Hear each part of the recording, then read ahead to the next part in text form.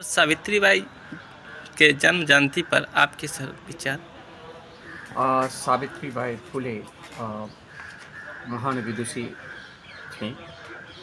उन्होंने समाज सुधार के लिए जिस तरह के मील के पत्थर कायम किए, जैसे आपने पूर्ववर्ती वक्ताओं को सुना, और उस समाज में जहाँ सामाजिक चेतना नहीं थी, जहाँ सृजन और सर्जना बिल्कुल आधी आबादी को रोक कर रखा गया था।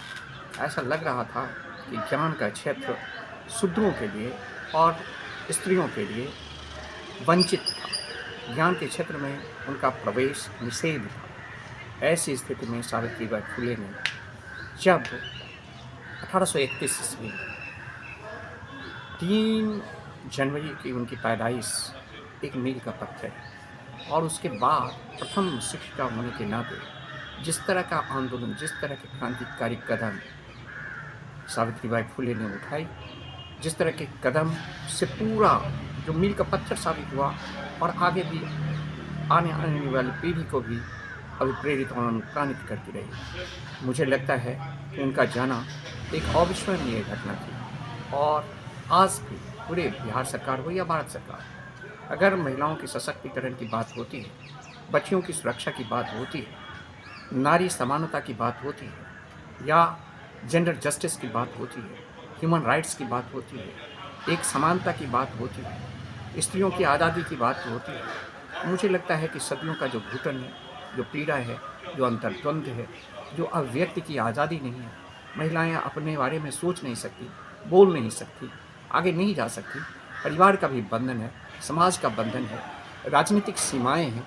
मुझे लगता है कि उन तमाम सीमाओं को सावित्रीबाई फुले ने चुनौती दी, और यह उनका सबसे बड़ा योगदान है।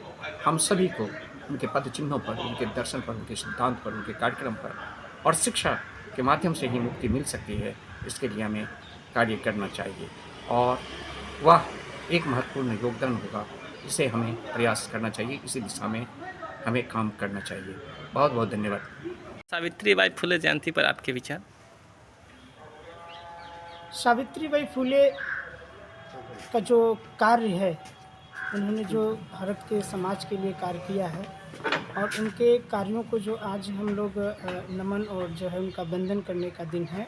3 जनवरी 1831 ईस्वी को जो है वो पैदा हुई थी, उनका जन्म हुआ था, और उन्होंने जो कार्य किया है उससे हमें गौरव की अनुभूति होती है। अभी जैसे कि वो कवि और एक शिक्षक जो है विद होने के साथ-साथ जो है वो एक पहली भारत की पहली महान महिला शिक्षिका थी, और इसके साथ ही वो एक महान क्रांतिकारी भी थी। क्रांतिकारी इस रूप में हम कह रहे हैं कि जिस आज के 190 साल पहले पूर्व भारत की जो सामाजिक व्यवस्था थी, उस सामाजिक व्यवस्था में रह कर के उन्होंने जो यातना और याचना, उन्होंने जो पीड़ा जो उन्होंने सहन करके और महिलाओं के प्रगति के मार्ग का जो रास्ता प्रशस्त किया है, वो उसी रास्ते पे चल कर के जो भारत आज आगे तीव्र गति से आगे बढ़ रहा है।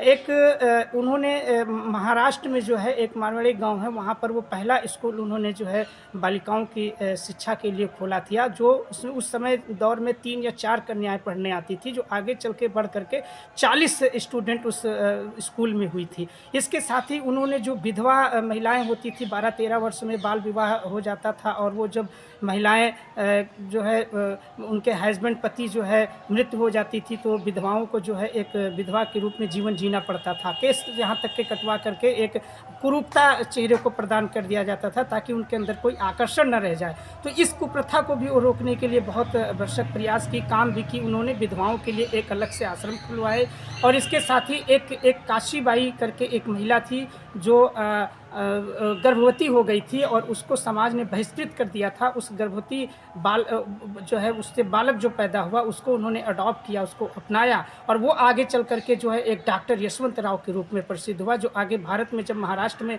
प्लेग रोग फैला, तो उस प्लेग रोग को जो है ख़त्म करने के लिए सावित्रीबाई फुले ने उसी गोद लिए हुए बच्चे के साथ में रह कर के उन्होंने कार्य किया इस क्षेत्र में। और उनकी एक जो पुस्तिका थी काव्य में, उन्होंने एक काशीबाई करके एक पुस्तक लिखी थी, जो 1854 में प्रकाशित हुई थी, और वो पुस्तक इतनी प्रसिद्ध हुई थी, जो दर्द था महिलाओं का, उस क्षेत्र में उन्होंने बहुत ज़्यादा काम किया। इसके साथ ही वो तमाम पुरस्कारों से सम्मानित हुई। ब्रिटिश के जो है तमाम, उस समय ब्रिटिश रूल था, और इसके साथ जो जब शिक्षा के लिए, स्कूल के लिए जब समाज में निकलती थी लोगों को प्रेरित करने के लिए, तो यहाँ तक कि उन पे गोबर फेंका जाता था, अशब्द का प्रयोग किया जाता था। तो ऐसी ऐसी जो है क्रांतिकारी और महान महिला शिक्षिका के लिए जो है हम उनको चरण वंदन करते हैं, नमन करते हैं। हम सबको, पूरे भारत को जो है उनके कार्यों की जो है अनुभूति करनी चाहिए, उनके बताए हुए रास्ते पे चलना चाहिए। अगर सरकारें भी उनके कार्यों को लेकर के बहुत सारी जो है बालिका शिक्षा या महिला शिक्षा के क्षेत्र में, सुरक्षा में उनके लिए बहुत सारे काम लगातार कर रही है, उनके बताए हुए रास्ते पे चल रही है, वो दक्षिण भारत हो, चाहे उत्तर भारत हो या महाराष्ट्र हो, उनका सिर्फ आंदोलन या उनके कार्य सिर्फ एक भारत के किसी एक कोने तक सीमित नहीं रहा, वो पूरे विश्व को प्रकाशमय कर रहा है, उज्जवल कर रहा है। आज जो भी भारत में जो प्रगति दिख रही है महिलाओं की, वो उनकी ही नींव डाली हुई है और उन्होंने उस नींव को, उस आधारशिला को रखा, जो आगे आने वाले तमाम सरकारें उसकी आधारशिला को और मजबूती प्रदान कर रही हैं। और मैं उनको पुनः जो है उनके जयंती के अवसर पर उनको मैं याद करता हूँ, उनको स्मरण करता हूँ, उनको बहुत बहुत नमन करता हूँ। बहुत बहुत धन्यवाद। सावित्रीबाई फुले जयंती पर सर आपकी विचार? सावित्रीबाई फुले एक महान समाज सुधारिका थी और उन्होंने समाज के वंचित वर्ग के लोगों के लिए, उत्थान के लिए बहुत अधिक काम किया। वो शिक्षाविद भी थी, कवित्री भी थी और वो एक समतामूलक समाज की स्थापना करना चाहती थी और इसके लिए उन्होंने सबसे ज़्यादा शिक्षा पर जोर दिया। शिक्षा का प्रसार अधिक से अधिक होना चाहिए वंचित वर्ग के लोगों में, ये उनका विचार था। इसलिए उनके श्रद्धा सुमन उनके लिए। सावित्रीबाई की जयंती पर आपके विचार? देखिए, सबसे पहले तो आज सावित्रीबाई फुले की जन्म जयंती पे मैं उनको नमन करता हूँ। सावित्रीबाई फुले आदि आबादी को आगे बढ़ाने के लिए, उनको शिक्षा से लैस करने के लिए, गुणवत्तापूर्ण शिक्षा देने के लिए, उस दौर में, जिस दौर में महिला ही नहीं समाज के भी बहुत बड़े वर्ग को शिक्षा से वंचित कर दिया गया था, उस दौर में उन्होंने शिक्षा को एक अस्त्र के रूप में स्वीकार किया और लोगों को उससे लैस करने का प्रयास किया, खासकर हमारी महिलाओं को, हमारी बालिकाओं को। और आज देख रहे हैं कि आज हमारी बालिकाएं जो हैं धरती से लेकर चांद तक, आकाश तक अपने आवाज़ को बुलंद कर रही हैं, अपनी उपस्थिति दर्ज कर रही है। इसमें अगर किसी का योगदान सबसे सर्वाधिक है तो वो सावित्रीबाई फुले जी का है। आज उन्होंने पहली महिला विश्वविद्यालय की स्थापना की। उन समय उन्होंने जो यातनाएं झेलनी पड़ी इस प्रधान समाज से, उन्होंने जो पीड़ा झेल के और इस आदि आबादी को हक दिलाया, लड़ने के लिए तैयार किया, इसके लिए हम उन्हें नमन करते हैं, उन्हें याद करते हैं।